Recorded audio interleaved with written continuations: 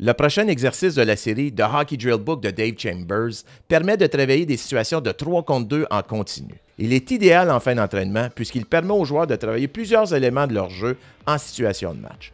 Et en plus, ça joue avec une rondelle seulement. Alors suis-moi au tableau et je t'explique le 3-on-2 Continuous One Puck. La mise en place va comme suit. On a les gardiens devant les filets. On a 2 défenseurs qui sont prêts à débuter l'exercice, ainsi qu'un trio d'attaquants immédiatement en bas de la ligne bleue et un joueur a une rondelle. Tous les autres joueurs sont au centre, prêts à joindre l'exercice en temps et lieu. Donc, au signal de l'entraîneur, l'attaquant qui a la rondelle avec ses coéquipiers vont attaquer en situation 3 contre 2 les défenseurs. Donc, c'est une attaque qui est rapide, il n'y a pas beaucoup de temps de réaction. Donc, ce qu'on veut voir, c'est une passe et on converge vers le filet pour une situation 3 contre 2. Dès que les joueurs ont descendu en bas de la ligne de ringuette ou encore sont dans les cercles de mise au jeu, il va y avoir un nouveau trio d'attaquants qui va venir se positionner dans la zone afin de venir initier une sortie de zone avec les défenseurs. Donc, les 2 alliés le long de la rampe et un joueur de centre va venir évidemment dans le corridor central avec 2 défenseurs qui vont venir attendre l'attaque qui va s'en venir en 3 contre 2 parce que c'est une situation 3 contre 2 en continu. Donc, le 3 contre 2 a lieu dans cette zone.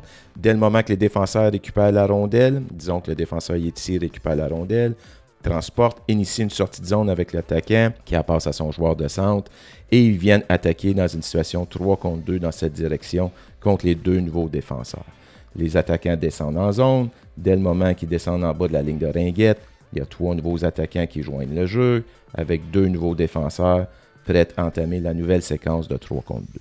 La particularité de cet exercice dans The Hockey Drill Book, c'est que tout cet exercice s'effectue avec une seule rondelle. Donc, disons que le gardien gèle la rondelle ou encore il y a un but, c'est la responsabilité du gardien de prendre une nouvelle rondelle dans le filet et faire une passe à un des défenseurs pour initier la sortie de zone. Donc, on s'en va dans cette direction en situation 3 contre 2.